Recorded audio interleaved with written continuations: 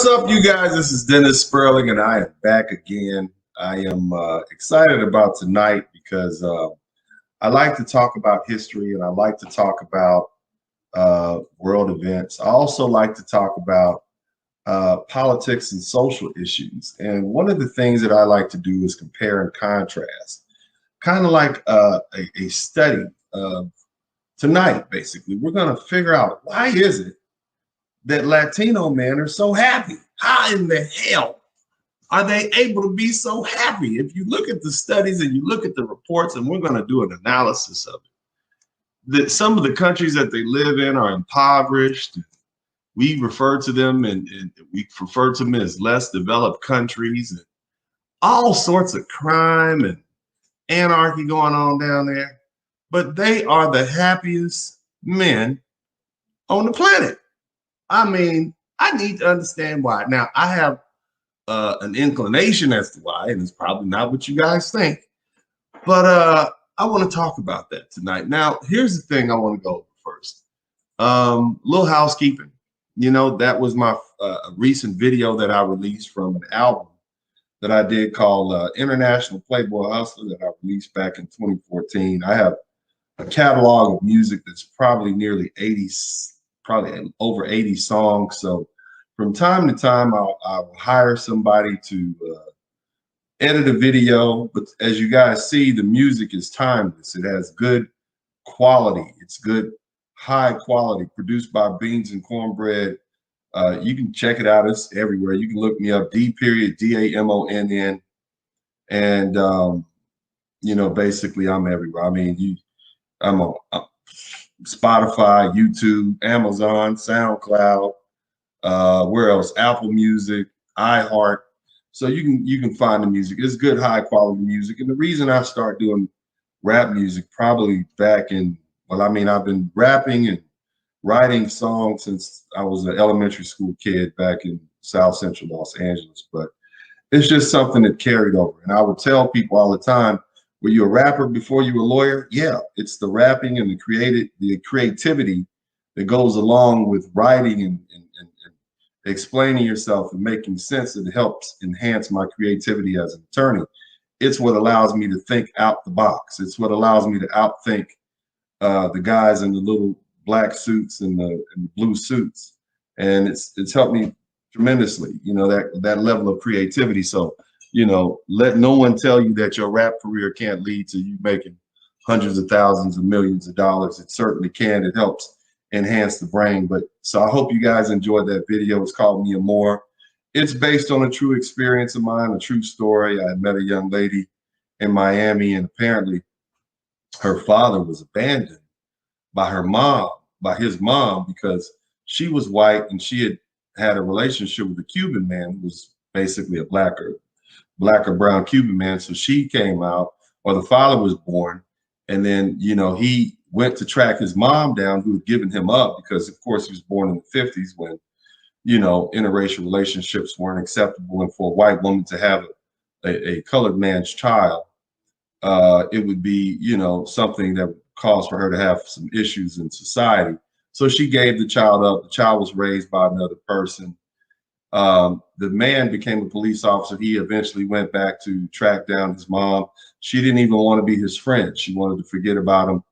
And so I learned that story because the daughter was actually, the young lady was actually raised white. And I'm like, nah, yeah, you got blonde hair, but your derriere is a little too fancy for that. And so come to find out, she was part Cuban from her father's side, you know, that whole mix in there. And then, you know, of course, I add in my own story, because oftentimes we forget the fact that when you take a child away from a father, you deny that man the opportunity to even know his child exists. Me, in my case, I didn't meet my real father until I was 38. Turns out he's a man from the Caribbean, you know, and, you know, it's just unfortunate. People make choices before you're born, and you are not responsible for those choices that they make, but you are responsible for getting yourself out of the positions that you're left in because of the choices that are made for you. And I took it upon myself to find my biological father, and he's a great guy, wonderful guy. He lives up in ironically, his wife is a judge, and he lives in the Ladera Heights area of California, of Los Angeles, which is for any of you guys who are familiar with LA, that's the rich part of LA.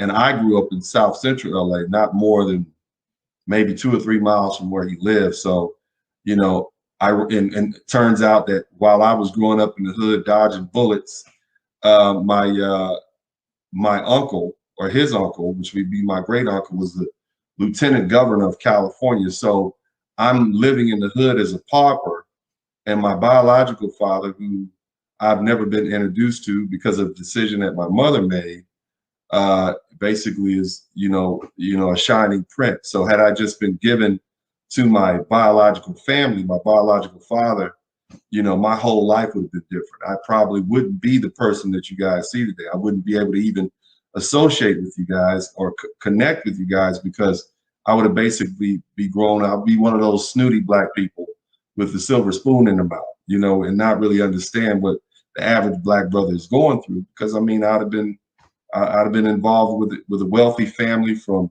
political royalty in California, growing up in the 70s and 80s. So I'd have probably had that whole lifestyle. And then on top of that, West Indian people, Caribbean people, they treat their boys a lot differently. They treat Latino people, Hispanic people, whatever you call them, they treat their boys as though they're royalty. Whereas in the black community, we as black men, and that's how I was raised as a black American man by my black American family. I think I put a photograph of my people up. And we just basically, you get it how you live. you get by the way you can. You know what I'm saying? So, I end up, instead of growing up in Ladera Heights, I end up growing up in South Central LA, over off, those of you all familiar, near 58th and Normandy, or 60th Street in Normandy. This is the old house that I used to live in right there on 58th Place.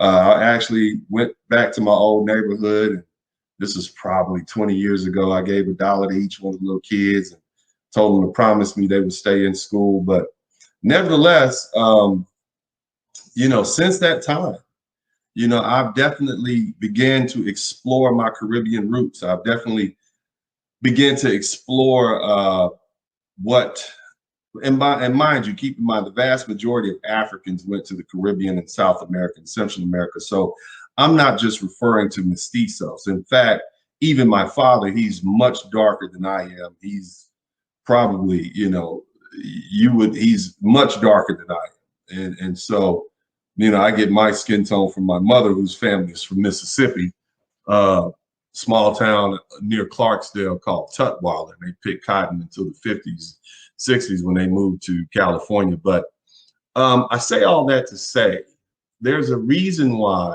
and that's part of the reason why Latino men are so happy. Now, I have some articles I want to share with you guys, but on a poll, right, from you guys, I want you guys to tell me, you brothers who are here, and thank you guys for the support of the video. Please check out the videos. I've lost track of my thoughts there. Thank you for the support of the videos. I appreciate that. If you guys will, please contribute to the Super Chat, the Cash App, and the PayPal as we continue forward here. Here's the thing. The 2017 World Happiness Report, and they have one of those, right, reveals some interesting facts. Countries that experience significant economic growth, such as the United States and China, suffered declining levels of happiness. Latin America, on the other hand, was an outlier. It obtained a score of 6.3 on a scale of 0 to 10. In other words, even though they're growing, they're still happier. Also, its happiness level was above the global average of 5.3, the highest among developing regions. A poll of nearly 150,000 people around the world says 7 of the world's 10 countries with the most upbeat attitudes are in Latin America. Some Latin Americans said the poll hit something fundamental about their countries, a habit of focusing on the positives, such as friends, family, and religion, despite daily lives that can be grindingly difficult. Most people there rank faith as a top value. Religious people tend to be happier than non-religious people. The definition of core family extends to aunts, uncles, distant cousins, creating a broad social network for both financial and emotional support. People tend to favor social interaction over wealth accumulations. Indeed, the happiest people are those who are socializing 6 hours a day and not counting money. That's a trip, right? And the same goes for Latino men here in the United States. There was a poll out that said the happiest men in the United States are Latino men, irrespective of the fact that they are, as far as wealth, they're on the low end of the wealth. They're even below Black men, and Black men are rising. And so my question that I pose to you guys today is, why is that? That's the question that I have for you, brothers. I'm going to go ahead and just open it up right now. I want to go ahead and get you guys in here early, and I'm going to read some of the articles, but I want you guys to tell me, why is it? And you can tell me all the reasons, because there are a lot of unhappy Black men on this YouTube. I can tell you that now. It's a lot of unhappy women too, but we won't talk to the brothers today because the sisters get a chance to always talk about their unhappiness. Now, my question to you guys is, why is it? No, let's bring the brothers in. Brothers, the link is in the chat room. Come in. My man Thundercat said it's okay to dance your life away. Yeah, man, I really appreciate the support that you guys have for my music, man. I thank you. It's definitely an expression. Let's see what Yasmin Lopez, she said, Latino men can do what you did and buy a wife. Oh, that's sad. I didn't buy a wife. Wives cost too much. You got to get them from what is it called? You got to get them overseas from China. It's hard on the shipping. You can't really get them here. But that's sad. Why are we so angry out here in these streets? But anyway, why is it that Black men aren't happy? I need to know that. Why is it that Black men aren't happy? And why is it, despite the fact of the money that we make, right? Why is it that they're not happy? Tell me, Brother D. Why is it that the brothers aren't happy? We got money, we got houses. 64% of us are in the upper middle class, up in the middle class, and 20% of us are rich. Why is that? Tell me why. The floor is yours. D, you got to unmute yourself. Sorry about that, bro. No problem. Tell me why. Yeah, you were saying why were they unhappy? Yeah. Why are brothers unhappy? Oh, D, you breaking up a little bit, man. You gotta do better. I can't hear you, brother. Come on in. Hello? Can I hear you? D, anybody else who wants to come in, come join in. What I'm gonna do right now is I'm going to go ahead and start reading these articles, okay? So let's take a look at this thing right here. Let's take a look at it. Let's start with this one. We are going to start off with this RD. Let's see what we got here. D, tell me, D, are you there, man? Can you hear me, D? Are you back? Yeah, I'm back. Can you hear me, bro? Yeah, man. Now tell me why we're not happy, bro. Go ahead and talk to me. Tell me why. Tell me why. What's wrong, brother? What's wrong? We got all the money, we got nice cars, we got everything. Why are we not happy, man? Yeah, I think it's a few things why we're not happy. Well, let me say this. Why are we not as happy as these Latino dudes? Because they don't have the money that we have. They don't have the education. They don't have the roots. Why is that? Tell me why. I think number one, because they never was brought up in this system. This system, you know, we deal with the system first and foremost. Their background is totally different from our background. Their I don't believe you. I'm gonna have to cut you off right there, because I just remember seeing the last 4 years of Hispanic people being locked in cages on the border. I don't know. I mean, and then when I look at the eradication of the Native American to whom they're descended from, I don't know, brother. I mean, remember, we were brought over here, but they were eradicated from this land. So I don't believe that if we want to have a what's the word I'm looking for?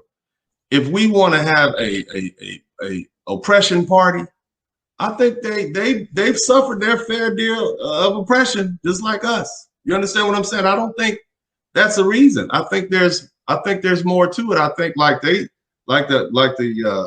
it says that, what does it say? It says They tend to favor social interaction over wealth accumulations. And let's see what else we talk about. Social network.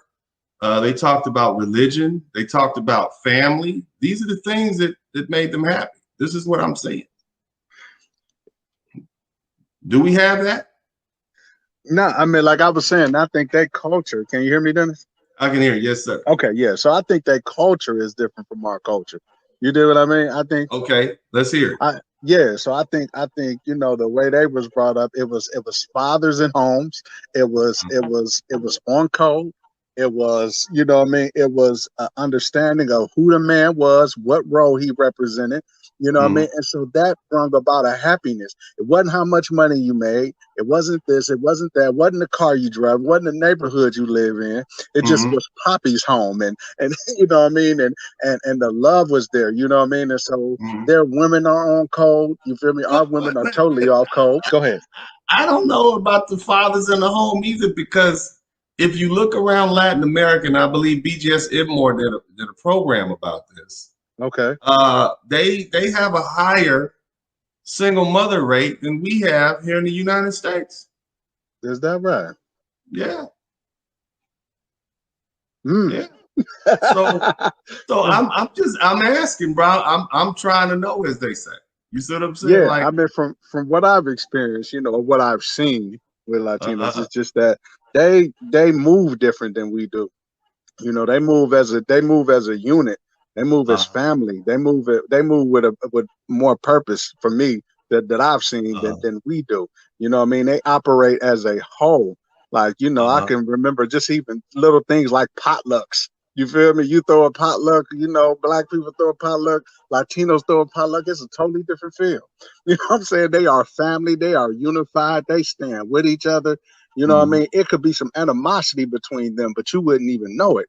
You know what I mean? And that's what I mean by the culture and the framework that they have set up within their culture makes it just a more happier environment to me. But we have family too. Well, we have family too. Anybody else who wants to join in this conversation, I want y'all to join in this conversation, because we're trying to figure out, you know, again, one of the things I talk about in my books are peace of mind and happiness. You see what I mean? And I have said something that I want you guys to join the conversation. One thing I will tell you is that while I was in the United States and while I was pretty much just stuck here, I knew I wasn't happy. Now, I will say this. There is no geographical solution for an emotional problem. In other words, if you got issues, you crazy as hell, you going somewhere else. If you're a simp, if you're a sucker, you're going to be a simp over there too. You have to begin to work with yourself and get that out. You see what I'm saying? Oh, we lost D Gan. Oh again. Yeah, I'm here. Yeah, I see exactly what you're saying. So you're saying that if it's a individual coming over there that was doing the same thing in America, he gonna do the same thing there. Yeah, that's basically it, man. That's what's gonna happen. But the thing is, what we got to understand is, and I want to ask you guys, why is it that Latino men are happier than us? And I'm gonna read something we got last saying in here. Let's read this. It says, Mexico City, the world's happiest people aren't in Qatar. The richest country by measures. They aren't in Japan, the nation with the highest life expectancy. Canada, with its chart-topping percentage of college graduates, doesn't make the top 10. A poll released Wednesday of nearly 150,000 people around the world says 7 of the world's 10 countries with the most upbeat attitudes are in Latin America. Many of the 7 do poorly in traditional measures of well-being, like Guatemala, a country torn by decades of civil war, followed by waves of gang-driven criminality that give it one of the highest homicide rates in the world. Guatemala sits just above Iraq on the United Nations Human Development Index, a composite of life expectancy, education, and per capita income, but it ranks 7th in positive emotions. Bro, what they're saying, they saying the people in Guatemala, okay, with all the war-torn stuff they got to deal with, they happier than us. Why is that, Last Saint? Tell me why. And we rich. We got money and fly car. You probably got a nice car right now. Go ahead, tell us why. I don't think I can post on that. That sounds like fake news. They always got But it's not. drug wars going on. Yeah, but this is not fake news, brother. That's what I'm saying. This is CBS News. This is vetted. This is based on a poll of 150,000 people who didn't have to lie and say anything else. They could tell the truth. Tell me why they're happier than us.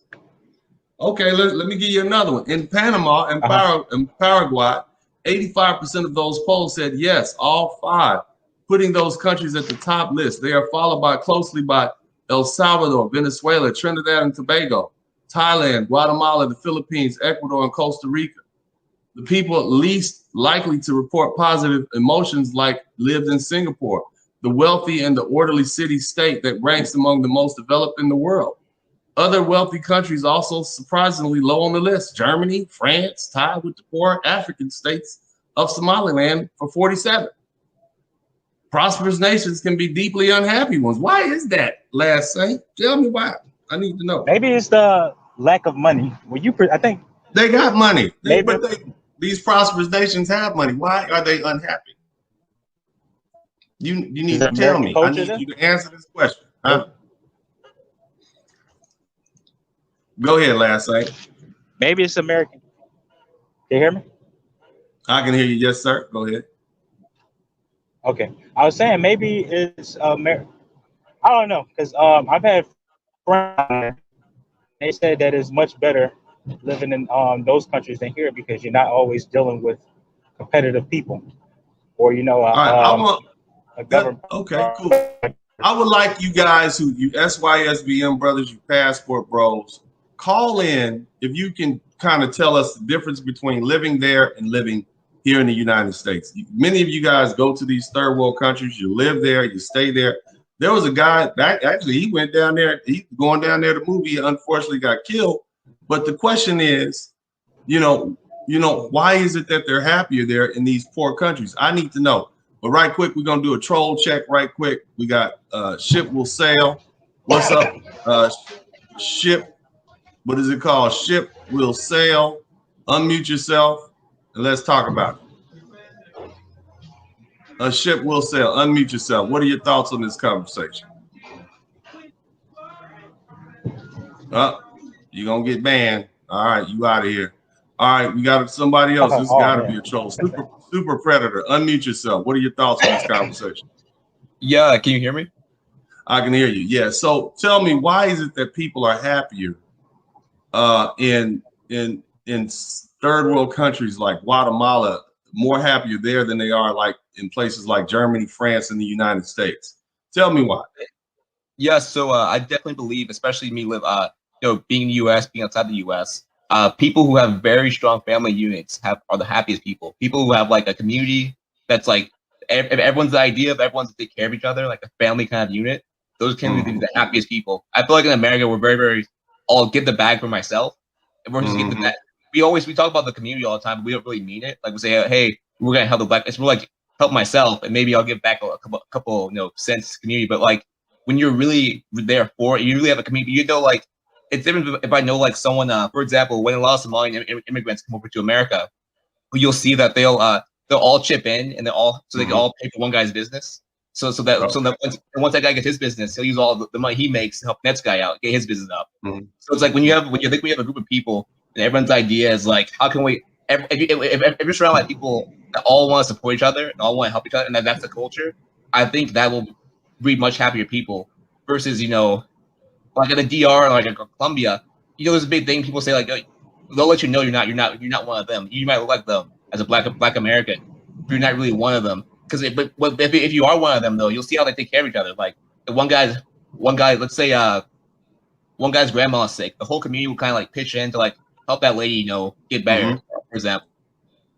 Well, here's the thing. I want to talk to some people who actually live in Latin countries, or maybe we can get some of our Latino followers to come in here, because see, here's what I'm reading this statistic. It says they polled 150,000 people. Here's what they said.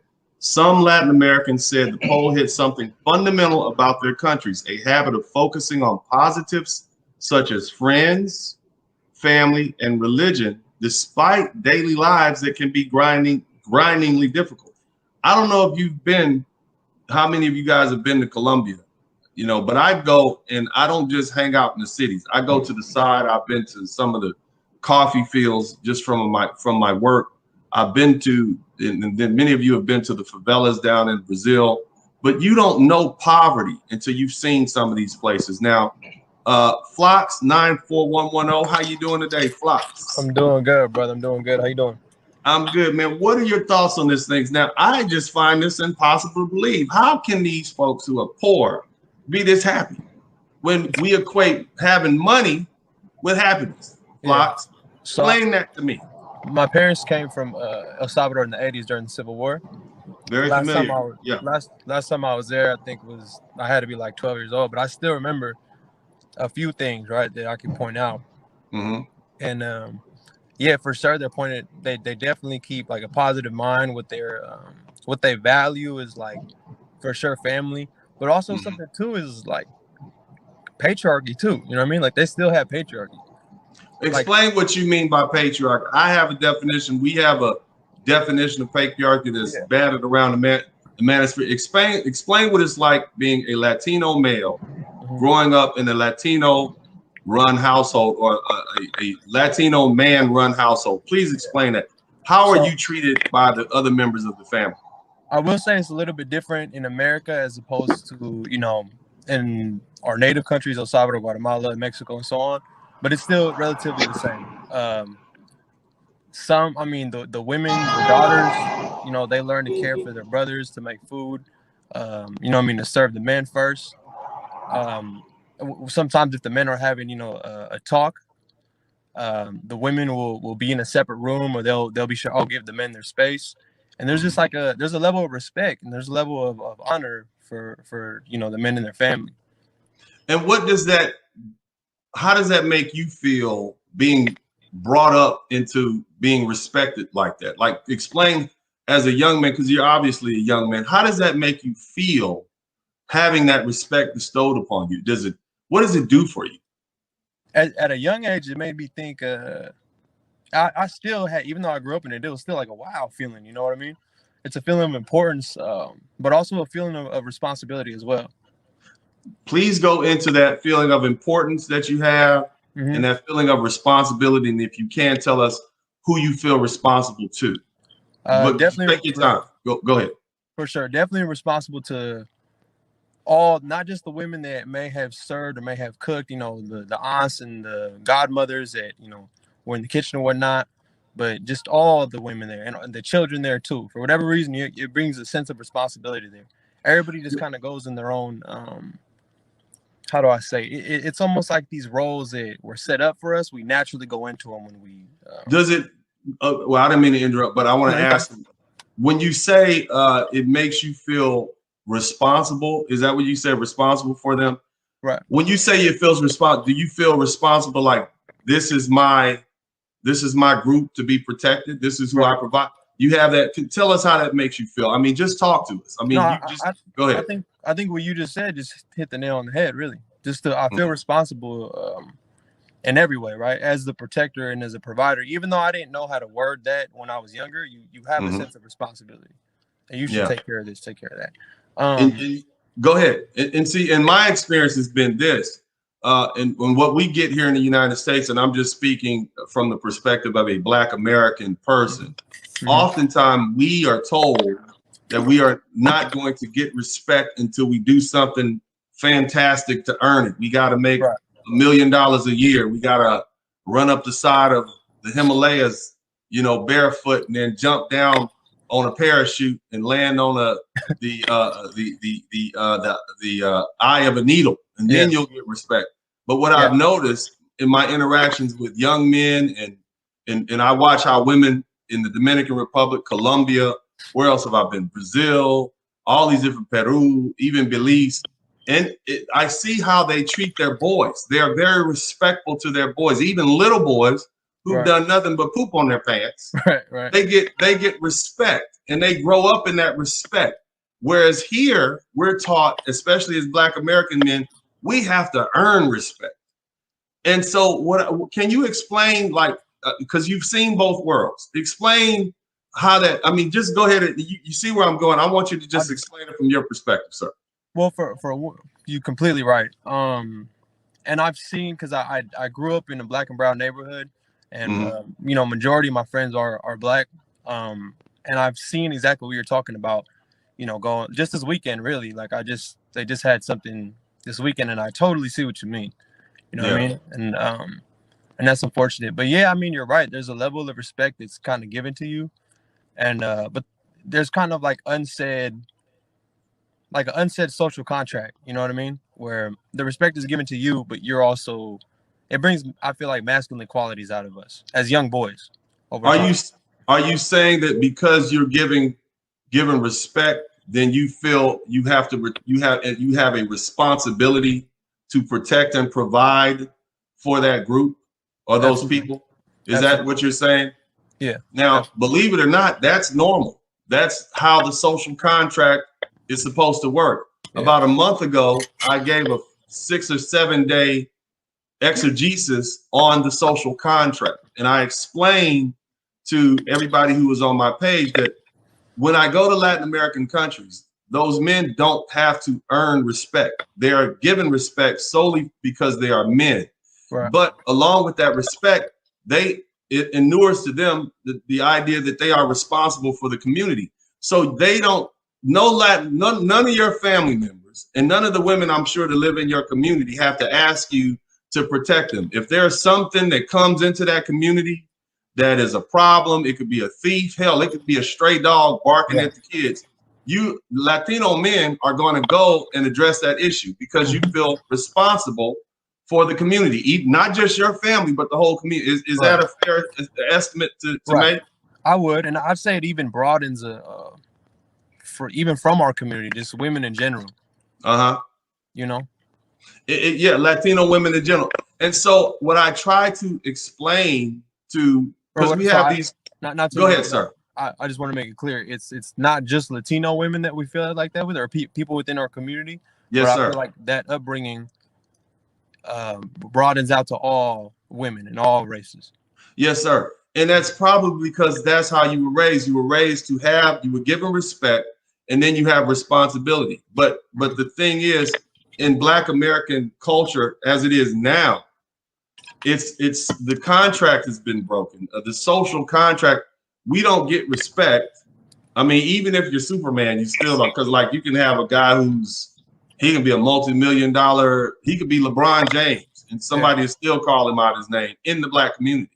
And so what I try to explain to some of my Black American friends and many of them don't have an opportunity to travel. You know, there are many Black men that don't know that there are Black men who speak Spanish in many of those South American and Central American countries. Like, and it's a trip to like, oh my God, you speak. And I'm not talking about mestizos or people who are mixed. I'm talking about Black, like melanin rich Black people. And so I don't think it's not a race thing. It's a culture thing, because even those dark skinned Black men who are clearly of African origin, because they're Latino in culture, they have those same, they have that same cultural norms that you have.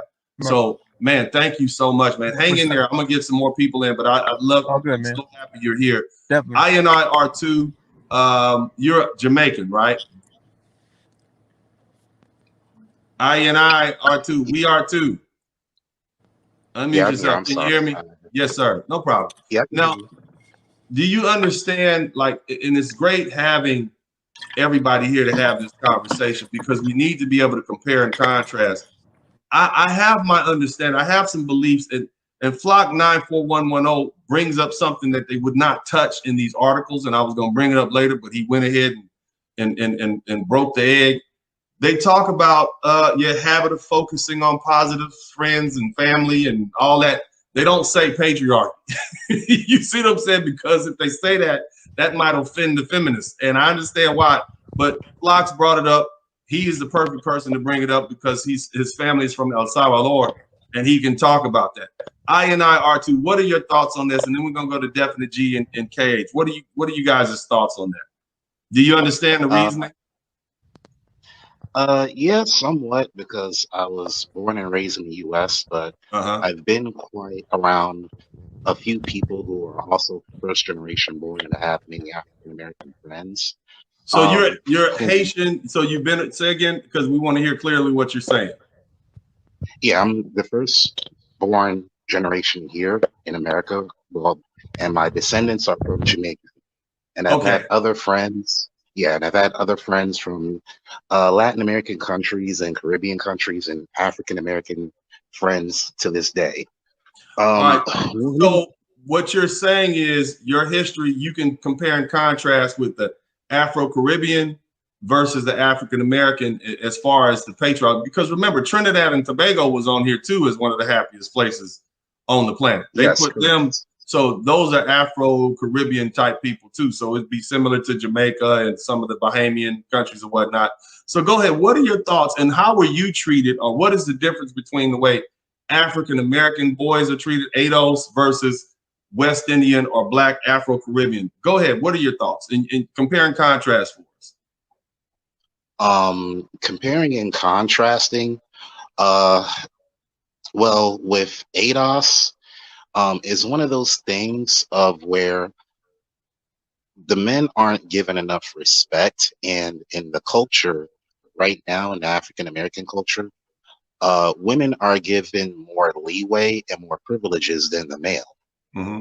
And also, you have to understand, an American culture is a very individualistic culture. Right. Being an individual and stating your own opinions and everything else is, first and utmost with, the individual perks and benefits. People from more underdeveloped countries, they're more of a collective mindset. They work together in a more of a monolithic unit. And the question And I'm going to ask you is, why is that? it's very easy. One caller said before, one is feminism. Uh, it's been, well, it's for me being born here and understanding the whole dynamics. The system that was put in place was made to destroy the Black family on purpose.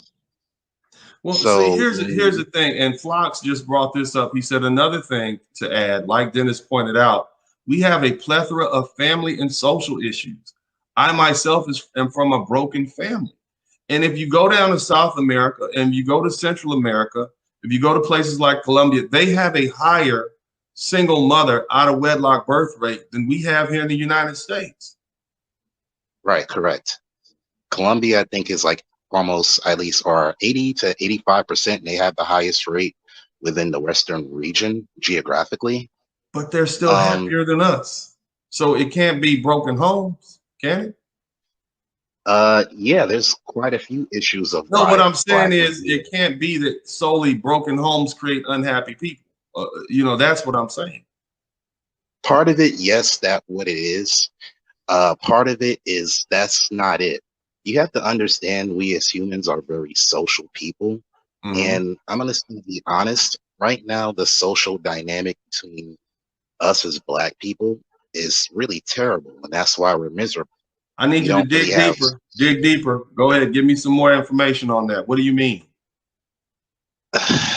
Well, what I mean is currently, between the relationships between Black women and Black males right now is not all that great, especially with the whole quote unquote gender war. We don't really have much. I mean, we have social environments and gatherings, but we don't have a large group of friends like that. We have associates, we have acquaintances, and we may have a few friends. Mhm. When it comes to overall, family construct and just, having a tight unit, that's also abysmal also with a lot of people. A lot of us are out here as Black men as loners, believe it or not. No, And that's one I of the hard believe you. 51% of Black men are not married and don't have any children. What that means is they are by themselves. They are alone. And that's over half the population. Now, this is not just Black men that are unhappy. They're talking about people in Western countries. So I think, as always, Black men are the canary in the coal mine, or black people are the canary in the coal mine. And what happens to black, so goes black people. So go what happens to black people, so goes the rest of the nation. But I mean, why? I mean, why is it that black men and women don't get along?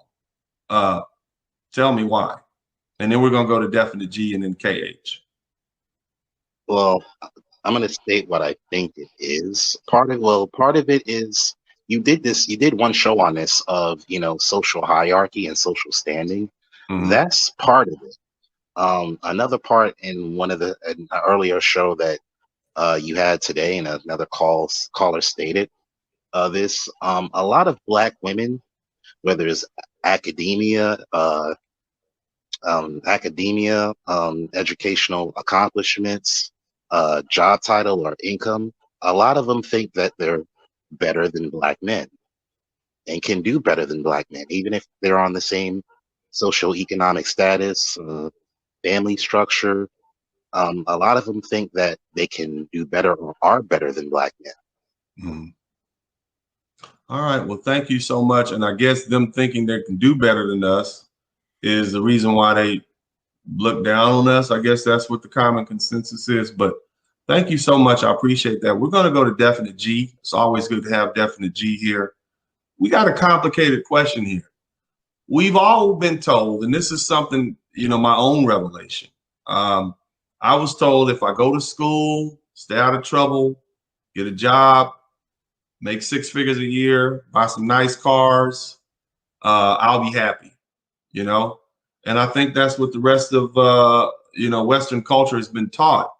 But I can tell you as a black man that at least, that's my perspective, that didn't work, Now we've had a lot of, and I'm looking at these Latino folks, right? I'm looking at these folks here.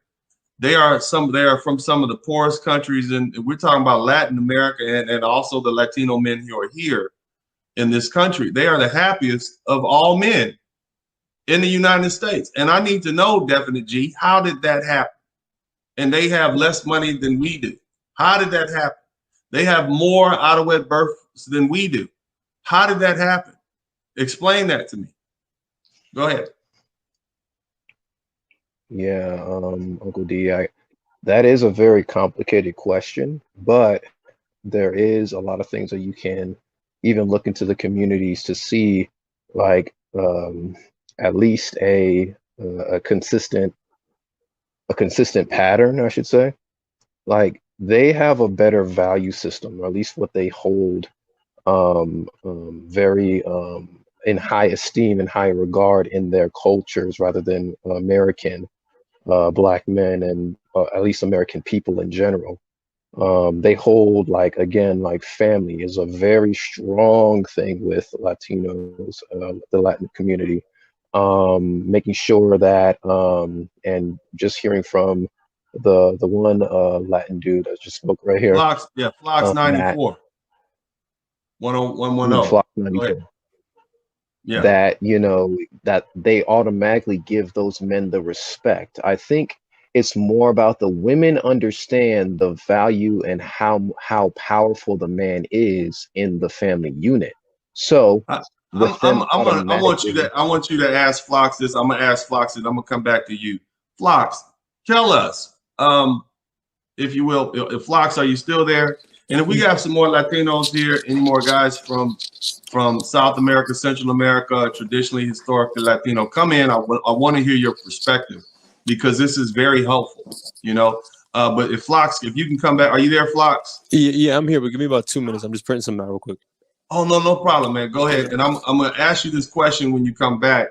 Why is it? I mean, how would you feel if the women in your community start saying stuff like, well, you need to earn our respect, but we still want you to marry us and protect us when we need it? I want to know that, because that seems to be something that we in the Black America, and I want to get how someone who is used to receiving respect and has that social contract in play, I want to see how they respond, because this is what happened to Black American men in the 1960s and the 1950s and 60s, when our lovely ladies first violated the social contract. So we'll let Flox finish, Definite G, go ahead, and then we're going to go to KH and then EJ Wade, 1877, and then we're going to go back to Last Saint and Flocks. 1 minute. Let me do a troll check. What's up, Battle Don? How you doing? How you doing, Mr. Sperling? All right. Just be cool. We're going to let Definite G finish, and we're going to go to KH and EJ Wade. Go ahead, Definite G. I want you to finish up your thought, and then let's continue forward. I might have another question for you. Go ahead. Yeah, I mean, like they, with the Latin community, I mean, like they understand the power and the effect the man and the woman has on each other. This is what I think, in my opinion, that they would automatically give the respect to the men is because they understand how important that is. With American, especially Black people, we've forgotten how valuable the man and the woman is in a relationship. We wonder why we call, you know, women certain names and then men names. So we've lost that. Isn't that more of a symptom of the lack of respect?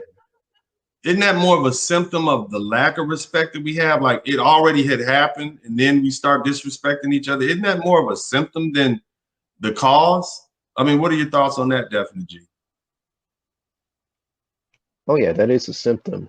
Is because women only boiled, especially Black women, only boiled a man down to his bank account, while men have only boiled down women to sex. So we've lost the core value of the man, the masculine, the feminine, the man and the woman, of what that really means. But in the Latin community, they still have that understanding, that unspoken social contract that helps them to keep that happiness alive and to keep their families together, in my opinion. All right. So, and I'm gonna challenge you on that, because I'm gonna suggest maybe it's not, because I know men, they want families, they want children, they want a wife, they want that. We're gonna go to KH next, and then EJ Wade. But maybe it's that we only find the only thing we can get out of them is sex, and the only thing they can get out of us is money. Maybe it's like a consolation prize. Maybe it's not what we want, because I see so many Black men who want to get married, who want to have families. Look at the fact you got guys going to the Philippines. You got guys going down to South America, Central America. You got guys going everywhere to get wives. Yeah, some guys go down there to turn up and party. Some guys go down there to do business. But a lot of these guys are going down there because they don't want to be 55, 60 years old and not have grandchildren. You know, they want families. They want that traditional role. And maybe we just dealing with, okay, she's only good for sex because it's a consolation prize. And maybe they're dealing with, well, we want to see how much money he has because that's all I can get. And that's a consolation prize. Have you thought about it like that, Definite G?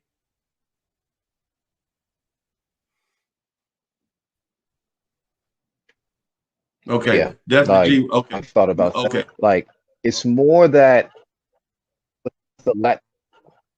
Me? You kind of breaking Can you up hear a me? little bit. I'm gonna go to KH real quick, and we'll try and get back to you if you can get your sound together. Okay. All right.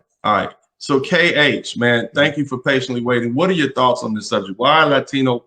Why are they so happy and they don't have the money? You know, they don't have all that we have. We got 160 schools, HBCUs in our name. We got holidays for many of our, heroes. We got it all, right? We got money too. Look how much money we have. More millionaires than any other group Black Americans do. But we ain't happy. Okay, why is that? Absolutely. Can you hear me?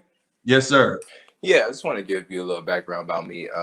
I'm from Texas. About 80% of my friends are from either Cuba or El Salvador.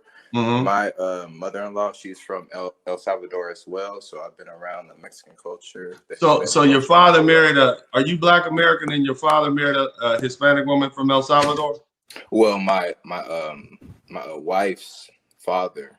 Okay. Okay, cool. All right, got it.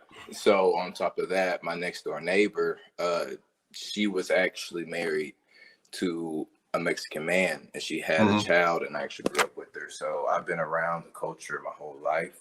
Okay. I could just really say it's the culture. all of my What do you friends. mean, like culture? What is this amorphous thing, culture? What does this mean, culture? Tell me what this means. I'll just tell you like this. So it's only me and my other black friend. We just two kind of street kids that came up together. We always had friends that were Hispanic. When we would go to these parties, their fathers would treat us like kings. Their mothers would just hug us because our friends would. I mean, it was just amazing. All the foods you could eat, the best liquor. I have never seen a Hispanic woman ever challenge a man, ever. So, and that even goes down to my mother-in-law. She's never challenged my father-in-law. Like, I've never seen her raise her voice. I mean, it's just really the culture, and me coming from the black community. My mom was a very dominant woman, just to say the least. So it was just a culture shock, and that's just, to be honest, just coming from the South. And to be honest with you, I mean, the women are just feminine. So we need to try to draw this bridge between having a family that is run by a man or men, where the women are cooperative with the men, and happiness. We need to do that because we ain't quite built that bridge yet. Is anybody up for that battle? I'm going to go ahead and go to EJ Wade, then Battle Don, and then we're going to go back to Last Saints and then Flock. EJ, why are these things connected? Because it appears as though they are. Because now I'm going to say this, I'll throw a tidbit out there. I noticed, and Mr. Kevin Samuel says this, and there's a lot of research that indicates it. Feminism seems to be a convenience of the Western world. Feminism, I don't need a man. I'm strong, independent. I'm going to go ahead and file divorce. I'll be all right. Because there's a grocery store in the corner, and of course I have a 401k. I don't need a man. Seems to allow women to say, okay, I'm tired of the family. I get rid of this guy. I can replace him. And so they kind of know that they don't need us. But in third world countries like El Salvador, Guatemala, Venezuela, República Dominicana, Colombia, all these different places, they still need each other. And because of that, they cooperate. Now that makes sense there, right? That makes sense there. But even when Hispanic folks come to the United States, or Latino people come to the United States, they still maintain that family structure, even though they can file divorce just like we can. Why is it, EJ Wade, that they're still happier here under these same conditions that the rest of us are? I know it's a tough question, but it needs to be answered. Go ahead. What are your thoughts? Yeah, thanks for having me on. Hope you all can hear me clearly. I think one of the things is I know you said Western men, not just necessarily black men, but black men, we fail to admit that we integrated away our economy. Way before we got to the whole Section 8 situation, we have to understand in America, we dealt with integration, followed by deindustrialization, and then subsidization, and then mass incarceration. And we like to just skip ahead and blame the women. Now, other cultures, they tend to tell us how we integrated away our economy. If you be specific, if you can, and like what years it happened, a decade or whatever. Well, yeah. So we held on to our. So first of all, we go through the Emancipation Proclamation in about 1863. Right. And by 1865, the 13th Amendment abolishes the institution of slavery. So if you look at when the university started popping up, we got Edward Waters right here in Jacksonville, started in 1866. We got Fisk, Tuskegee. These universities start popping up. We start building, and we start doing the same thing that the Chinese get credit for doing now. We had been doing that in 1866. So then you get to this kind of funky election between Samuel Tilden and Rutherford B. Hayes in 1876. And that ended Reconstruction. Okay. And so the veil was lifted, the Northern Army was removed. Got it. How did we get to the point where we gave up our economy? So what happens is you sort of get the whole civil rights era and the Dr. Martin Luther King and the coming together. All right, now, so you just skipped ahead about 90 years from 1870 to 1955. Yeah. At what point did we give up our economy? Because that's the first point you made. Yeah. So we gave it away in the 60s, but I didn't want to slow walk you through the whole history. But you know what tends to happen is we're kind of forced. So what happened in the 60s to cause us to give away our economy? Once we integrated and started shopping with sort of the mainstream America, they didn't turn around and start shopping back with us. And we actually ended up closing up a lot of businesses that we own. So basically what you're saying, our buses, the bus systems we had, the restaurants we had, the shops that we had, they were no longer patronized by black folks because black folks had options. And so because of that, the economy dropped. And so you're saying that this happiness is based on the money thing. Is that basically what you're saying? As far as the other groups being happy, more happy than we are. Well, I think this is the problem with that argument. The problem with that argument is that you got all these studies and all these polls of 150 people who are dead broke. I mean, literally, if you ever get a chance to go to some of these third world or at least less developed countries, I mean, you will see poverty like you have never seen. I'm talking about no running water. I'm talking about no irrigation. This is poverty, but they're happier than us. Even now, we are some of the richest. We are some of the richest complainers on the planet, us black folks. You see what I'm saying? Right. Well, so is it really a money issue? And then we're gonna go to Battle Don and then back to Flocks. Go ahead. It's not just necessarily just a money issue, but if you look up, there's a Chinese scholar by the name of Claire Kim. She does a lot of work in comparing Asian culture. And they're unhappy too over there in China. But go ahead. Yeah. But you know, when they come here, they kind of still keep their slate, as she puts it, versus us. They kind of did a reset on us. So Black America ended up with a blank slate. So all these people who still have the cultures and the traditions, all of that stuff we kind of let go in integration. When we integrated, we became American. You know, so and when we became American, you're going to get, it's not necessarily the money, it's a consumerism culture now. Okay. We didn't necessarily have a consumerism culture when we were owning our own things. We were doing it for survival. All right, Battle Don, thank you so much, sir. The Battle Don, what's up, man? Why are black men, why are Western people with all this money, why are we unhappy? I don't get it. Money's supposed to be the end all, the be all. And then we're gonna go to Flocks. Why are we unhappy, Battle Don? Well, I got two points.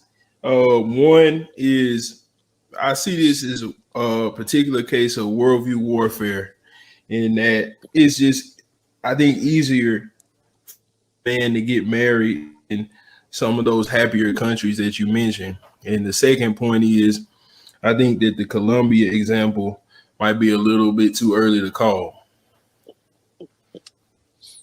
Okay. All right. Well, please explain, and then I'm gonna go to Flocks 94110. Okay, so dealing with the Colombia example, with their out of wedlock situation now, we see a change in pretty much one generation. And I think that as the subsequent generation comes along, then we'll see those happiness levels decrease, because what it looks like is happening is a matriarchy type of situation is forming in Colombia. And I'd be interested to see what kind of groups in the West might be behind some of that or influencing some of that. Well, it's probably good old fashioned feminism. So, you know, that's probably it. And it once people become mechanized, once women realize that they don't necessarily need men anymore, then they have a choice, and some of them will opt out of it. Yeah, so it's probably going to happen because the world is becoming mechanized. But thank you so much, Battle Don. I got Flocks in there. I want to ask Flocks some questions. Flocks, yeah. Look, I need you to help me understand something. I need you to help me. Okay, so I'm gonna tell you an experience of mine. I was in the Dominican Republic. I had this beautiful house on the side of a mountain. It was wonderful. You know, I had my girlfriend at the time. She was in the cooking. Ella en cocina, cocina mangú para mí, para desayuno. Yo estoy muy feliz ahora. Look at, mira el mar, and the sol is magnifico, right? Mm-hmm. And so a little meat truck guy comes by, right? And he says to me in Spanish, yo tengo carne, tu quiero carne. And I'm like, yeah. He asked me, sir, would you like some steak? Would you like some meat? Would you like, because he got lamb, he's got beef, he got chicken. And I'm like, well, no, I tell him in Spanish, right? I said, this is no That's the decision for the woman of the house to make, not me. He looked at me like I was a piece of shit. You understand what I'm saying? He damn near wanted to cuss me out and like, what are you talking about? Yeah. Woman of that, that's her decision. To explain to them how simps and suckers and white knights are treated in Latin countries and in Latin households. Because I try to explain to my brothers, I try to explain to them, I say, look, there is no geographical solution for an emotional problem. And if you were raised to be a simp, if your mother raised you to be a mama's boy and you beholden to women and you put them up on pedestals and you take yourself down to some of these Latin American countries, you're going to ruin what they have down there because you're going to begin to put these women up on pedestals and the women are going to say, well, look, I'm going to go get me one of these gringos over here because they're a lot nicer to me. They're tired of that patriarchy. Yeah. Can you please take the time, and this is just you and I want you to explain to them how Latino men, even here in the United States, how they treat simps. And you understand, because you're from Cali, so you understand what I mean by simp. Please explain to them why that man responded to me the way he did. And I learned quickly. And then explain to them how they correct simpish men in Latin countries or in Latin households. The floor is yours. Go. For sure. So I could say for sure, I don't know what it is, but so now when we move into America, right, second generation, or you might get first generation with some crazy ideas, they call it machismo, and they try to shame us for it, right? But that doesn't really fly in traditional households. The ladies try to shame you guys for being macho, saying serve me, treat me like you treated dad and grandpa. Go ahead. Yeah, definitely. So they'll try to do that, but typically that doesn't fly, especially with the men inside of the family. We don't really have that. Like, well, you will be, taken to the side and you will be spoken to if something you did was out of order, and not always, right? Because I told you I grew up in a broken home. So sometimes it may have took me a year or two or, whatever to realize something. Or it might be a sweet, or just a quick little reminder like, hey, you're not supposed to do that. There's even sayings, right? My grandpa, but I've never met him, right? Beautiful stories, right? But he even had stories, right? And you might understand this in Spanish. La mujer no le quieren, no se quiere. No se ama, se quiere. Which means you don't adore a woman, you love her, right? Like, hey man, that sounds like toxic masculinity up here. That's what they would call it, right? I get it. But he treated his wife and his kids and all that like with so much love and respect and provided for them, and literally he died taking care of his family. Right. So that is upheld in our culture. I could say that for sure. Even though we do face challenges with it, or the men don't fly with that. And I'll even tell you about the women, right? A majority of women that you see like that are going against like machismo and stuff like that, they don't seem very happy. And I think that the women within our community that seem the happiest, do like the role that they play in our community, in our society. Right. Why is and please explain to them. And this is I didn't know. I see. Here's the thing. I learned to speak Spanish in high school. Growing up in LA, I spoke street Spanish, español de calle. Para mis amigos y de escuela. Pero cuando yo viva en República Dominicana y Colombia, yo aprendo mucho porque yo practico, porque yo tengo novia, yo quiero discutir conmigo todos los días, yo quiero dinero, yo quiero peso, yo quiero blah, blah, blah. And so I had to learn, I had to learn to speak it because she was, I don't know, Dominicans, they speak like they got Spanish and then they got parts that ain't in no book nowhere, you know what I'm saying? And so, I'm like, hold on a minute, that's not in the Google translation, what is that guagua? You know what I'm talking about? Yeah. And then on top of that, they speak a certain Spanish with a certain accent. So I would go from there to Colombia and I'd be like, damn, this is like talking to a bunch of, but the thing is, once I learned the language, I was able to unlock I had the keys to the culture. Yeah. And so I think that was 2016 when I got there, I didn't know, like, you don't let a woman make decisions like that. That's your decision, what you buy, where the money goes. Explain to them why this strange man was so angry with me, the gringo, for coming down there, messing up their stuff. Go ahead, bro. Yeah. Now, I can't tell you what it is. There wasn't a certain day where, I was taught this, but I've done a lot of dumb things in my life. I've done, you know, whatever, a lot of mistakes. But one thing a woman can never say is that she ran the show or ran me over. It's just something that's just kind of instilled in you, where it doesn't really sound right and it doesn't feel right. You know what I mean? This is more of a dramatic example, but this is the only I can compare it to. If another man was to come up and like try to slap you on the butt, some crazy shit like that, you're gonna react. And it's the same response I feel like that I have to something like that.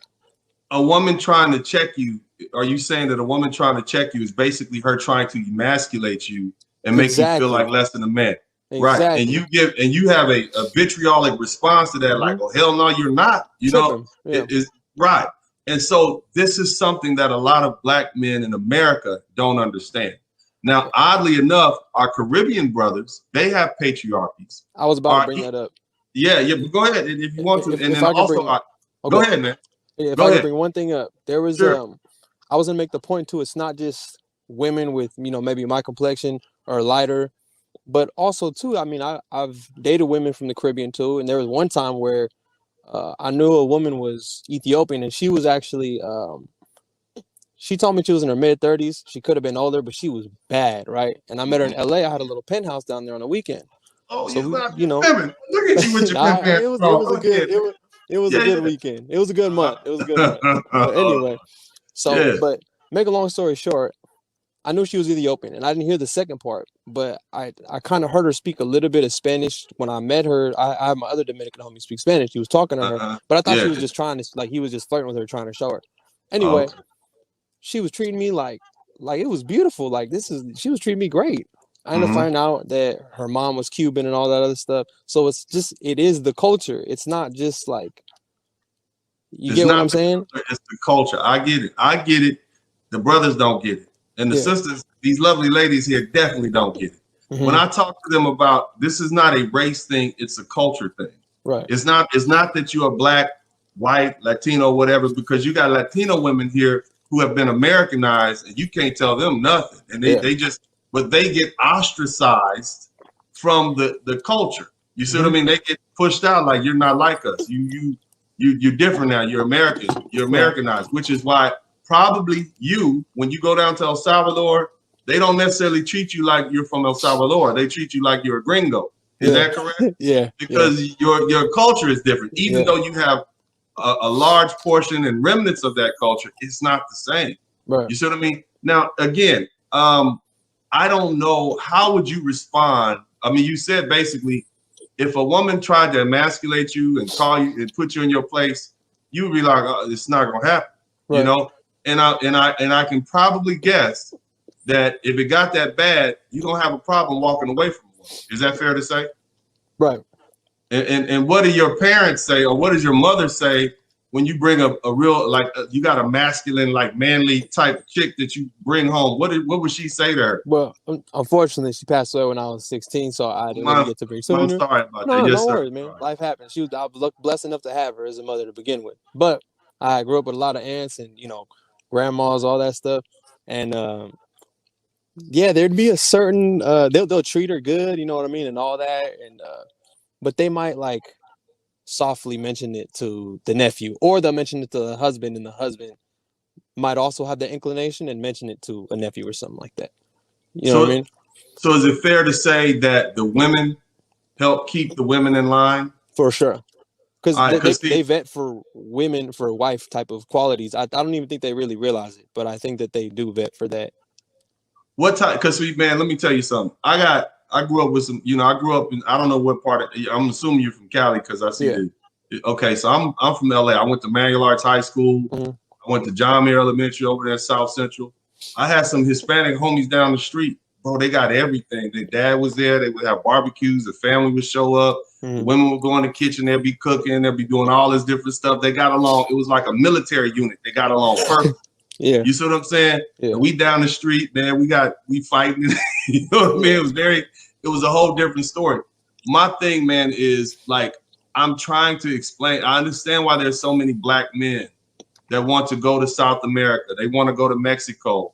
They want to go to Colombia. They want to go and they want to bring wives back here. But can you explain to them, if they don't keep these women in the place that they're used to, they're gonna get out the box and they're gonna be just like American women. Can you talk about that? I was gonna bring this up. So it's funny you say that. I was telling you, majority of my friends are black, right? Yeah. And you know, they try to get these Latin women, and they got good success, right? Yeah. But I have one in particular, right? He had just gotten out of a relationship with one of them, and I saw what he did. He kind of like Americanized her in a way.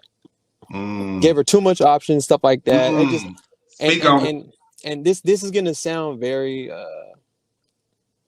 hard, but I think I don't want to use the word controlling, but it could be seen as that. They bring the culture, like certain music that they might not have listened to, and then they listen to it, or certain Instagram, or like certain like you get what I'm trying to say? I know just what you that'll say. corrupt their mind, and it's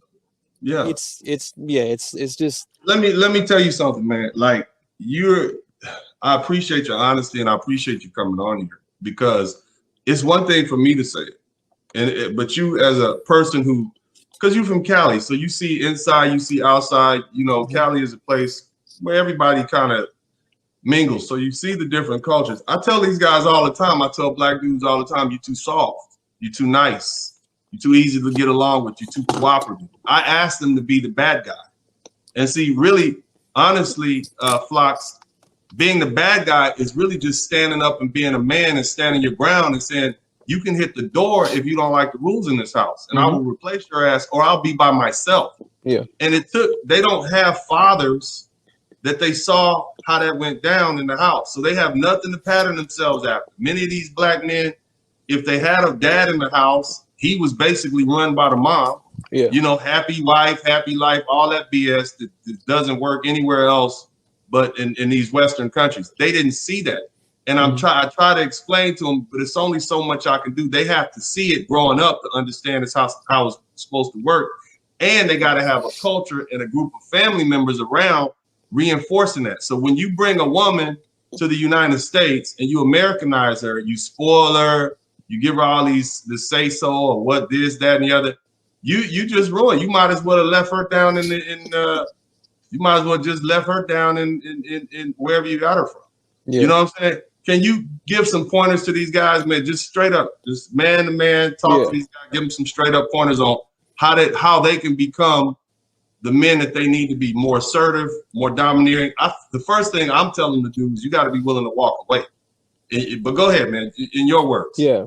Well, and I think that's number one, right? And I'm not telling you as somebody who has always followed these things and I've never had my weak points, or somebody who's perfect, right? But I at least kind of know better, you know? So I would say, number one, always see yourself as the decision maker. Always, you know,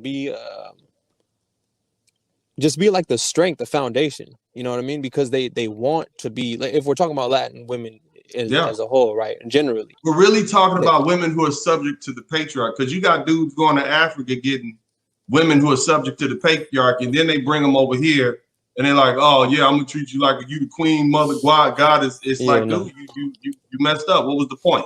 Go ahead. Yeah, just don't. I mean, you just got to let them go with what they were raised with, right? Like what they. Yeah. If it's not broken, don't fix it. If that's what you want.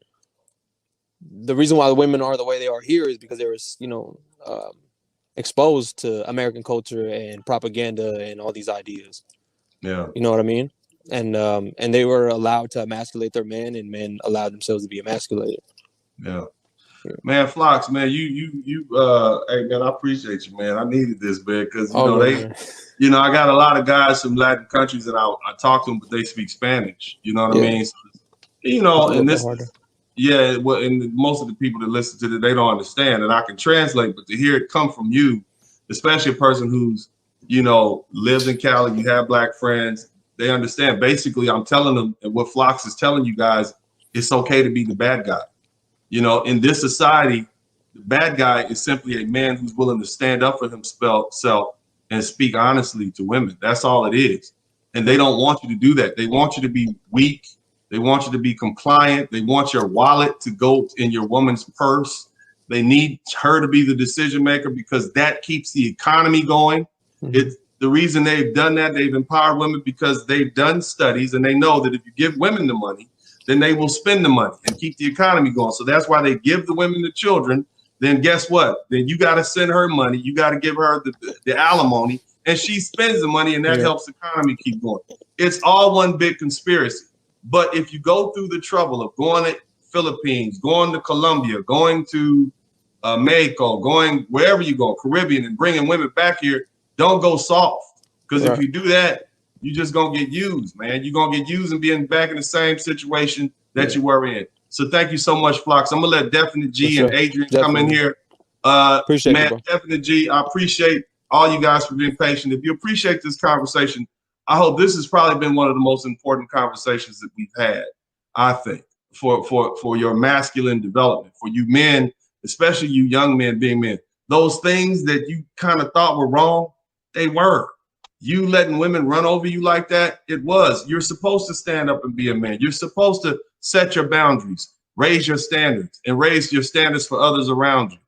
Definitely, G, what do you think about this conversation? Has it been helpful or enlightening?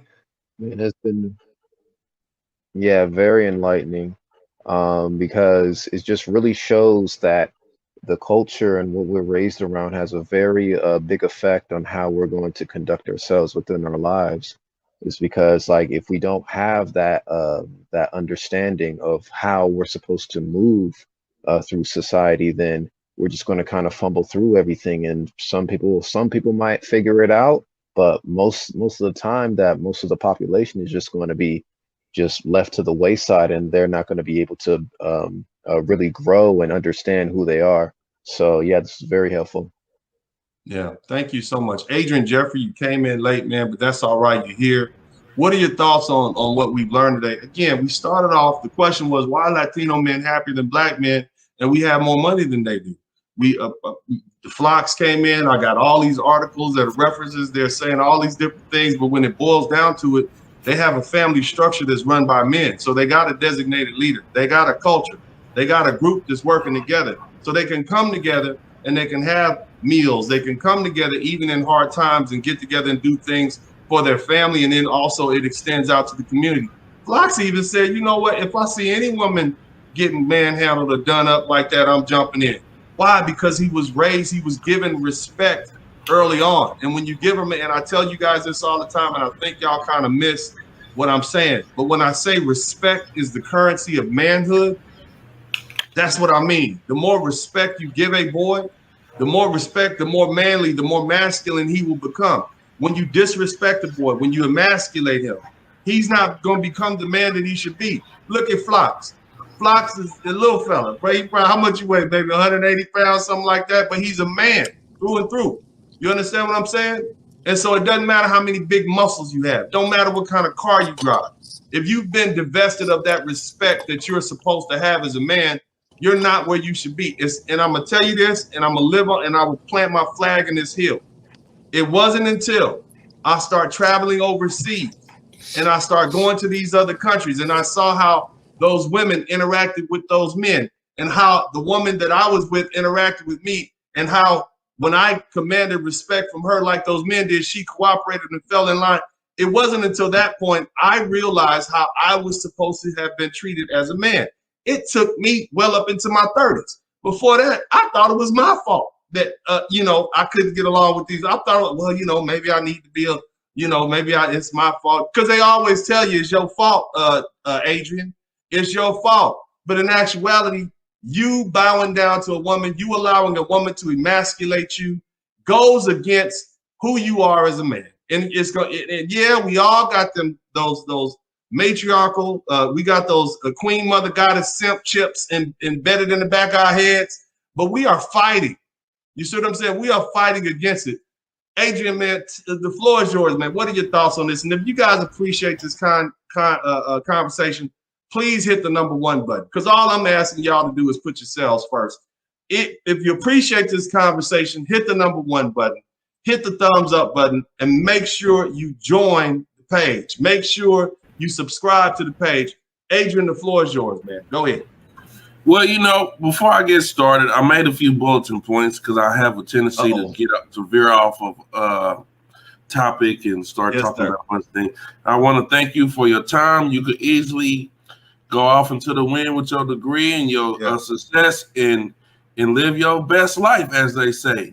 And so we do want to thank you for your time. And the next thing that I was wanting to say is that my baby mama is a Latina, Mexican, whatever you want to say, but she's Americanized. So I wonder why her mother was so hospitable and so extra. You know what I mean? With the love and the making sure I got what cooking and the hugs and love. I thought she was just like happy that I was letting her live there. You know what I'm saying? Like, because at times I was letting her brother, sister, I was letting whoever my baby mama wanted to live there, I let them live there. You know what I mean? And so at the time, I thought that was why. I thought, well, because she had me, but I didn't realize till like decades later that no, that's just how first generation, I ain't gonna say first generation, I don't know, but certain particular generations, that's how they get down. And her daughter was Americanized, and unfortunately, she didn't pick up on those traits, and it led to why we're not together anymore. You know what I mean? I mean, ever since then, I haven't had a girl that didn't cook my food, fix my plate, bring it to me, make my drink, take it when I'm doing, rub my feet, rub my neck. Right. You know what I'm saying? Like, I don't know what these guys talking about anymore. I've been there, but not no more. Yeah. Now, my next bulletin point, not to get cut off. So I see what you mean by I see the family thing is thicker. Like we kind of got this individualist thing here in the Western America. When I was in Western society, it's like get it how you live, do what you got to do, every man for himself, dog eat dog world. We got all these sayings and quotes, and they got this thing where it's like, I'm not finna let my brother be out here in the street. I'm like, shit, your brother grown man. You know what I mean? Like we got more of individual thing, and I feel like the familyness helps because just even with my family, I kind of squash certain beats with certain cousins. I'm not gonna say I'm gonna let them back in my life the same, but I don't want them feeling like I used to be like, hey man, don't even talk to me, man. You know what I mean? But I was cordial, at my grandma's 90th birthday party, got all praise to the Most High. And I seen the effect it had on people. Like people was cheering, not cheering, but like cheerful. I'm not going to let you go through the rest of them talking points. I'm going to ask you a tough question. How do we get out of this situation we in as black men? See, the vast majority of you brothers are not going to Mexico. You're not going to Colombia. You're not going to the Dominican Republic. You're going to be right here with these lovely ladies. All right. Okay. 51% of you guys are not married. That is not a good thing. If 51% of black men are not married and don't have children, that is not good for the black community. Something's going to happen. And if we keep going down that track that we're going to die off. Here's another stat for you. 30% of black men who get education marry out. 25% of the black men who are married, and it's only 31% of us that are married, 25% of that group has already married out. So what we're doing is we're on a track to disappear. Unless we begin, my brother, to stand up to these women and put them in their place and make them suitable for marriage, because there's a large percentage of black men who don't think black women are marriageable, and that's largely because they're not cooperative. I'll be honest with you. The weight, brothers might not like it, but they'll deal with it. They'll deal with it. I know they will. Deal with it. You dudes will even deal with these kids. I already know y'all. If she's fine enough and she's nice and sweet and cooking and cleaning, and them kids are at least respectful, y'all go deal with her and them 3 kids by them 3 different baby daddies. I know brothers well enough. I know how you get down. That's what's up. I get it. But that non-cooperative spirit, that battle axe in one hand and that battle sword in another one, y'all are not willing to deal with that. How are you, as a black man, going to get these women to the point where, or let them know, hey, look, you're going to have to begin to cooperate? Hey, you know what? I'm gonna tell you what, and I wasn't gonna say nothing because I didn't really want to have black people looking at me a certain way and all that. But I'm not. The most obedient bitch win. You say you done? I'm not. I'm 37 years old, bro. I'm over Yeah. the hill. I'm over the hill. The most obedient one win. Yeah. Because I'm tired of having. I done dealt with black women, white women, all kind of women. Yeah. The one that don't want to listen, and you tell her before it even happened, hey, this is what they gonna say. This is what they gonna do. When you do it, don't feed into it. Just blah blah blah blah blah. What they do? Go the other way and then come crying to you about how now they humiliated. And I see Definitely G over there shaking his head. Put the camera back on, Definitely G. Come on in here, y'all. How is the black community gonna see? How is the black community? Before I die, I gotta give me some cooperation. Before I die, I gotta give me some cooperation, brother. But I mean, are you going? I gotta know what it feels like to get real cooperation from your woman before I die.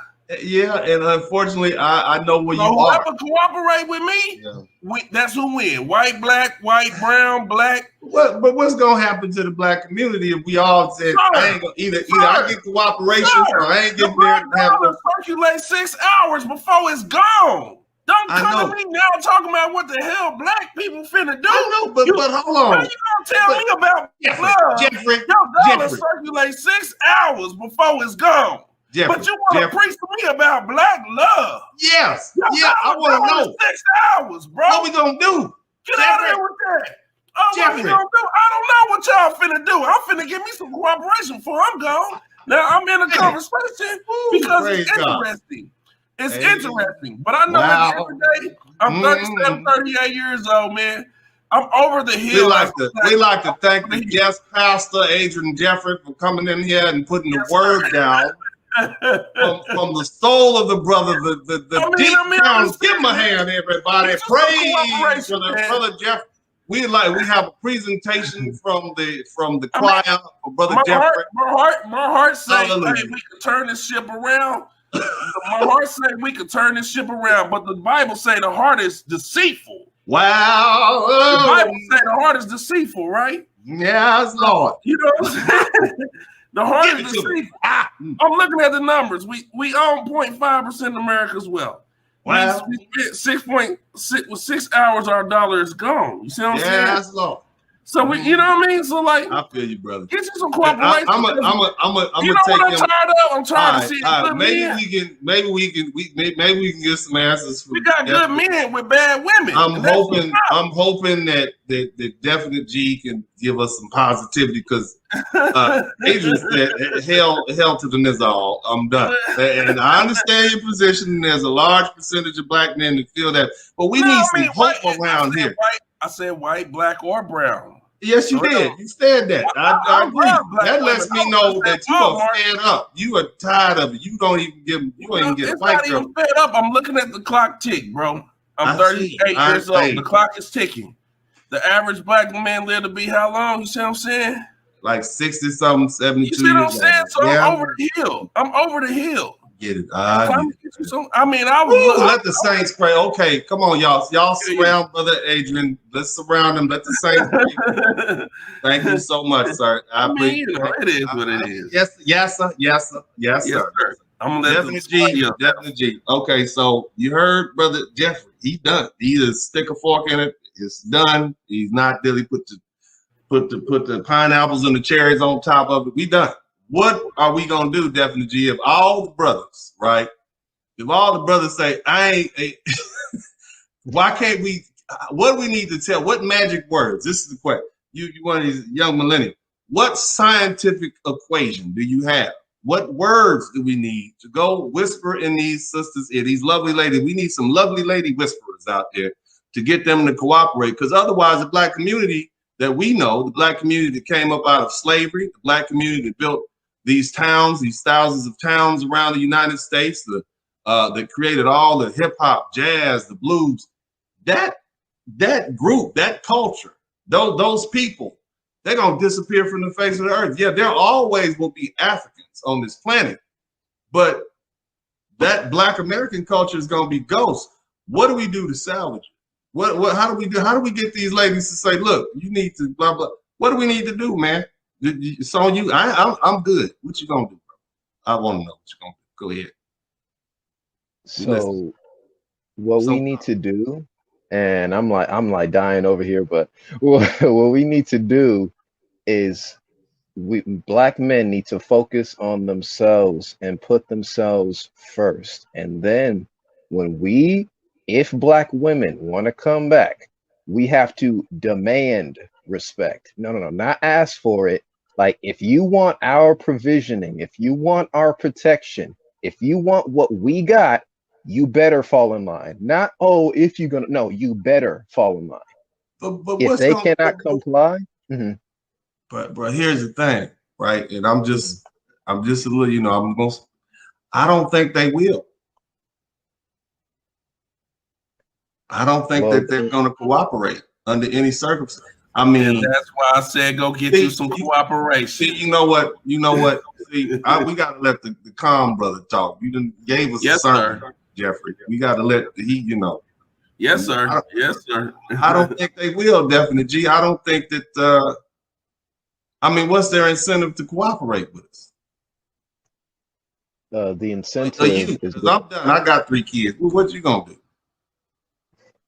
the incentive is increasing our value, getting our lives together, keep moving up, and getting our minds, getting our mentality, getting our But how emotions, long our is that gonna physicality take? And how together. much do you have to have? Because you got to damn near be Superman just for the lovely ladies to even think you somebody special worth talking to. How do you do Well, that? that's the issue, that we stop trying to live up to the black woman's standards, and then we start living up to our full potential as men. See, the thing is, we have to stop measuring our manhood based on what women's opinion is. We have to, as men, cultivate that meritocracy, cultivate that hierarchy to have us have a roadmap to see what's How long is that gonna take, Definite G? Because we are dying right now. The statistics show that we have a birth rate, we 25%. And I'm talking specifically about the ADOS community right now. Shout out to all my African brothers from overseas and everything. We all African melanated people. But what I'm saying is 25% of those that are considered Africans in America, or black American, they are not American descendants of slaves. Only 7. We got a diminishing population. Even though our population is growing, the culture, the African American culture, is dying because we don't get along. So we don't have families.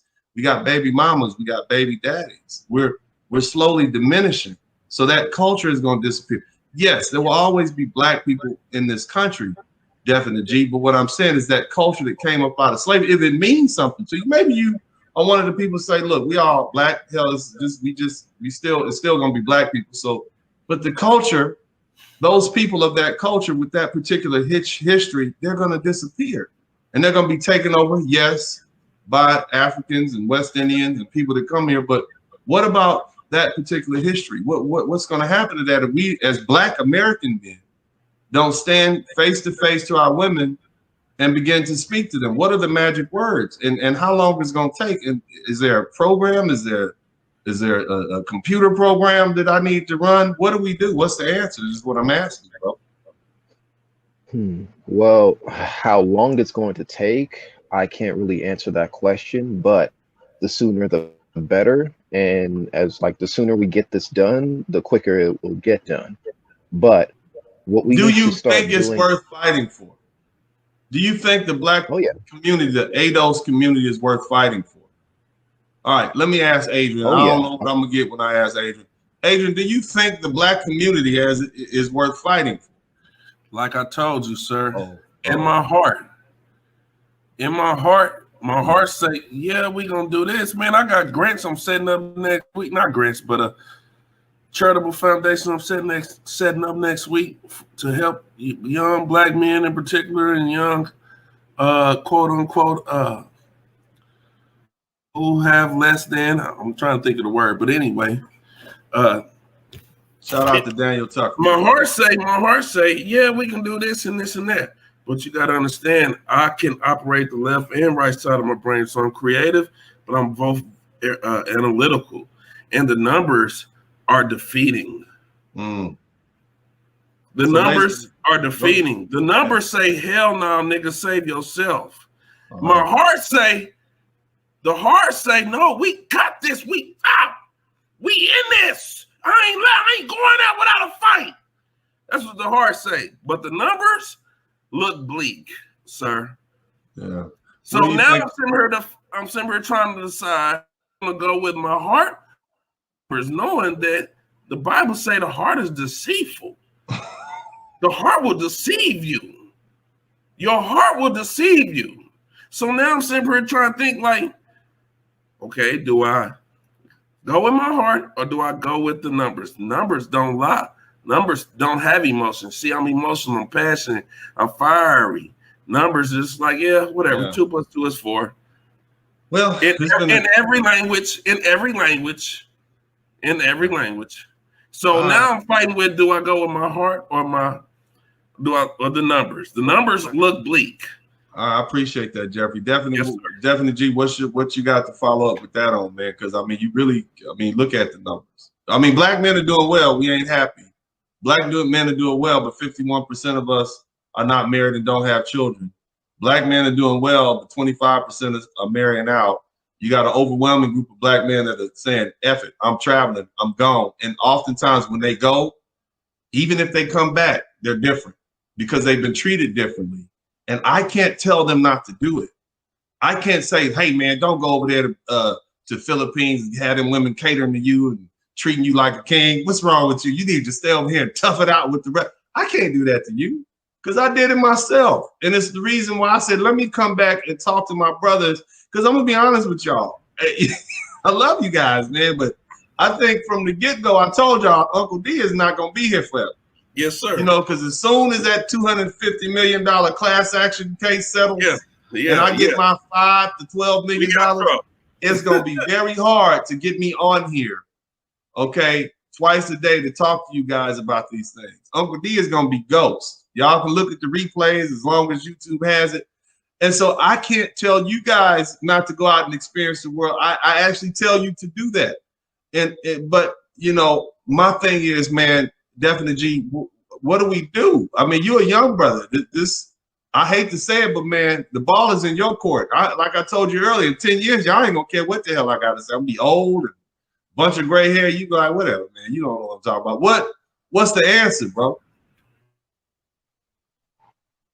What we need to stop doing as a black community is limiting ourselves from the numbers. Yes, the numbers are very bleak, but at the same time, if we just take that one brick, that one step towards something better, and we keep moving towards that goal, eventually we will achieve it.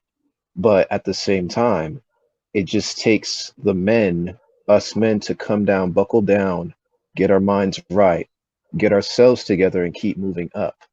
Because again, I said yesterday that the women follow the highest bidder. So, but at the time, what you need to do is no longer ask for respect for women, no longer ask for it. It's either they comply or goodbye. If they want our protection, if they want the black men as they say that they want, they need to start putting themselves in line, because at the end of the day, we can't control women. We can't. Like, they're going to be on their emotional episodes. They're going to do whatever they want to. But at the same time, women know value when they see it. They know when they see something good, they don't want to miss out on it. So when we black men are put in those positions of like, this dude's about to do something, or like this dude is like there, then women will start to look over their shoulder, or at least, look onto the black man and say, okay, wait a minute. Okay, let me try to get close. What can I do to get closer to this black man? And then once we state it out, this is how you do it, and we're not going to compromise from it, that's when they're going to have to. They're going to have to reconsider what they're doing and how they're going to move the next time they deal with us. Because once we have that, once we put our foot down, once we have that, our standards, and we're not going to compromise from it, they have a choice now. That could take decades, though. Yeah, that could. And I appreciate both of you guys, man. Here's the thing, man. We started off, I just want to know why these Latino folks, why they so happy. They don't have money. You know, we clearly have more money than they do. One more thing, I know you didn't want to go through my bullet. Just one. Go ahead, Pastor. Just one. Go ahead. Amen. In sales, we was taught about resetting the expectations. And the happiest I was when I was living out my truck. Personally, I only had a couple thousand to my name, living out my truck, washing my ass at Planet Fitness. Now you got to cut all that cussing out on here. I'm sorry about that. My bad. That's all right. Go ahead. I understand. Yeah. But you know, washing my behind at Planet Fitness, only a couple thousand to my name. And I was the happiest then. Even though I have a house now and I got a roof above my head, I was happier then. So, and my expectations had been reset. You see, when a seller think he's about to get 230 for his house, no, sir. You got to know how to peacefully reset his expectations and let him realize you're not getting 230 for this house.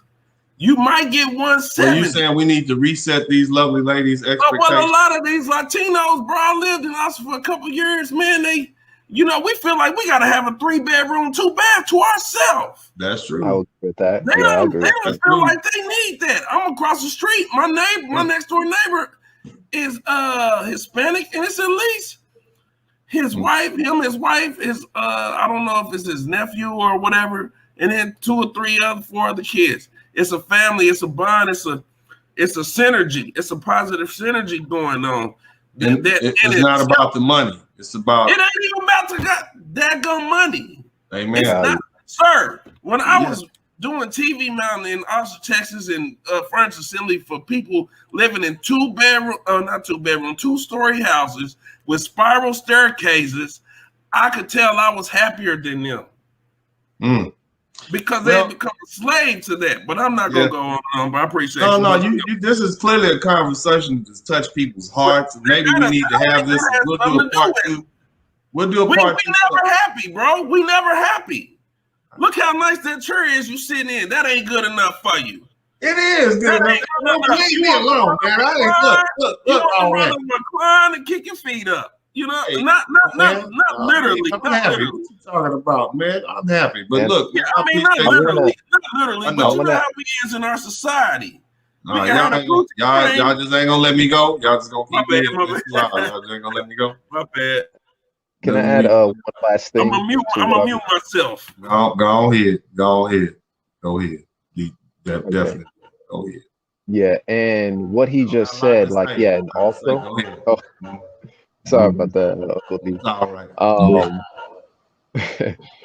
And also, we have to, change that American value system because it's obviously not working. We have to change our culture and how we see ourselves as a people. We have to change that value system. Stop living up to the American culture and start living up to more Black culture. I appreciate that. Thank you so much, Definite G. You know, the thing, this has been a very passionate conversation. I thought we were going to have like 18 people here tonight, and we got over 150 folks. You know, the thing is, after reading all these articles, and I want each and every one of you guys who I put references here for a reason. I want you guys to read these references so you can be knowledgeable independently. I'm not just talking. I put the references there so you can see and you can have these. You can always go back to these videos, pull the references, and when you have these conversations with people, you can speak from an informed perspective, an informed point of view. And so that's why I do that. But the thing that I've learned after reading these documents, after reading these newspaper articles about Latin American folks and why they are happy, irrespective of their impoverishment, irrespective of living in war-torn countries, is because of their families. And also they have as it says, a habit of focusing on positives such as friends, family, and religion, despite daily lives that can be grindingly difficult. What does that mean?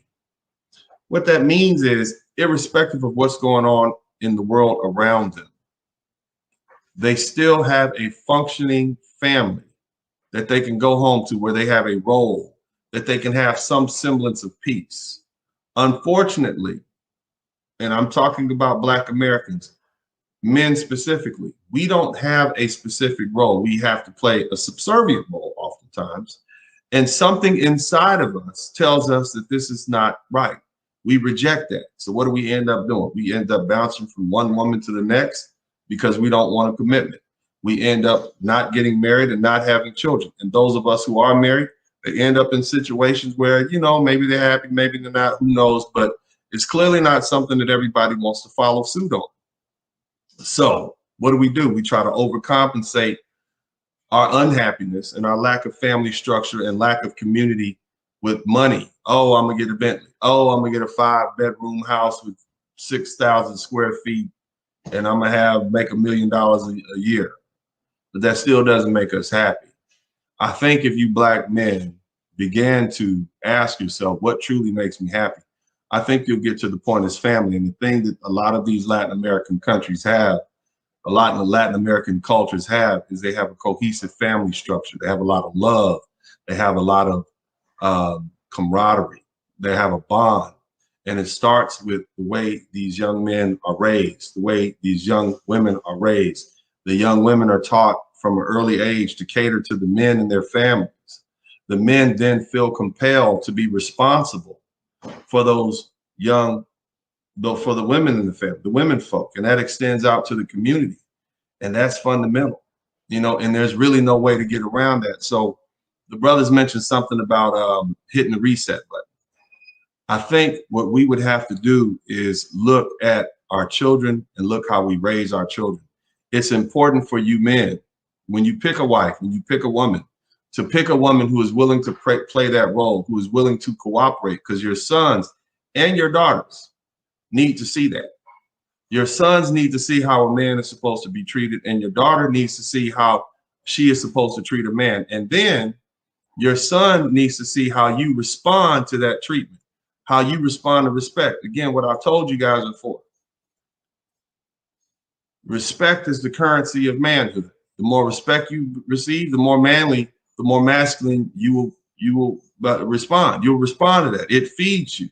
It makes you who you are. And let me tell you something. Respect is not something that needs to be earned as a man. You receive the respect a man is supposed to receive because you're a man, because there's a role. You feed that boy respect, he will then become responsible for the family. If you don't feed him respect, you're going to get what you have in the Black community right now.